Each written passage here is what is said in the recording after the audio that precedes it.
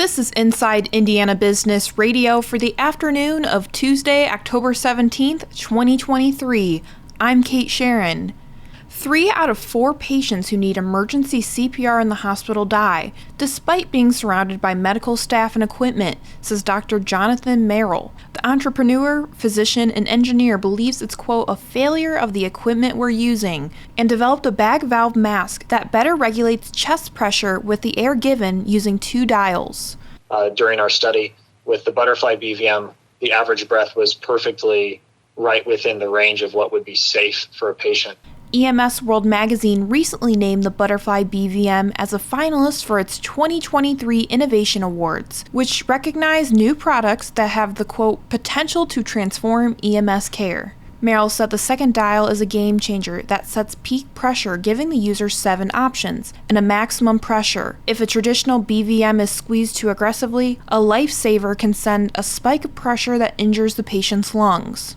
Canada-based Exos, a designer and manufacturer of plastic components, is planning to temporarily lay off 56 employees at its facility in the LaGrange County community of Howe. A spokesperson tells Inside Indiana Business the move is the result of a reduction in sales due to the ongoing United Auto Workers strike. The Howe facility, located 170 miles northeast of Indianapolis, provides plastic injection molding services for the automotive industry. The Indiana Basketball Hall of Fame has broken ground on a 6,600 square foot expansion. Planned additions to the Newcastle Museum includes new interactive exhibits and artifacts, administrative offices, a redesigned gift shop, event space, and storage. Groundbreaking on the project has been a long time coming. Indiana Basketball Hall of Fame leadership first began planning for a $2.5 million expansion in 2018, but delayed moving forward to fundraise. From the number one source for Indiana business news, this is Inside Indiana Business Radio. Whether it's a new hire or a noteworthy promotion, IIB's Bigwigs and New Gigs serves as a platform to promote your team. Our revamped offering includes being featured on both the newly redesigned newsletter and at InsideIndianaBusiness.com. Subscribers to the Business News subscription save $10 off every listing. Plus, you can save $100 by bundling your submission to IIB with the Indianapolis Business Journal or the Indiana Lawyer. More at InsideIndianaBusiness.com. A Texas-based cinema chain plans to open its first Indiana multiplex in the International Marketplace neighborhood by Lafayette Square early next year by recasting the former Georgetown 14 cinema. IIB's Alex Brown has more. Alamo Drafthouse Cinema, a dine-in theater chain headquartered in Austin, plans to open the 14-screen theater in the spring. Renovations to the nearly 45,000-square-foot theater are expected to run $15 million for building owner Fabio De La Cruz, whose firm Sohos Capital is redeveloping various properties throughout the neighborhood. Alamo Drafthouse co-founder Tim League said he believes moviegoers will quickly adjust to the chain's approach to the theatrical experience, which focuses on strictly enforced no-talking and no texting policies. The eatery element allows patrons to place orders for food and drink to be delivered to their seats. He said the improvements being made to the theater property include only a few structural modifications, mostly to accommodate the construction of a large kitchen as well as a bar and lounge area.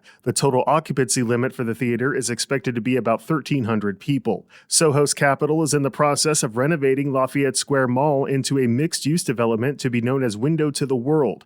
De La Cruz told our partners at the IBJ in August he plans to unveil an updated master plan for the property later this year, which he expects will reflect a substantially increased investment he and other firms plan to make throughout the neighborhood in the coming years.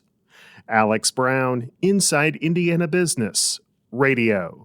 An Evansville not-for-profit is nearing the end of a crowdfunding campaign to raise the remaining funds needed to build a dog park on the east side. Amy Walker, an officer with Friends of Woodmere Dog Park, told Inside Indiana Business the group is close to its goal and hopes to begin construction on the Evansville State Hospital grounds by the end of next year. She said they will likely meet their goal of $45,000, which will then be matched by the Indiana Housing and Community Development Authority. That will then total about $90,000 for the project. Pennsylvania-based Radial Incorporated announced Tuesday that it plans to fill about 600 entry-level positions at an Indianapolis area fulfillment center, just in time for the holiday shipping season. The company will have multiple hiring fairs this week to bring on new workers. Radial's staffing push follows a recent survey conducted by the company that found 67% of consumers are planning to start their holiday shopping this year before Black Friday.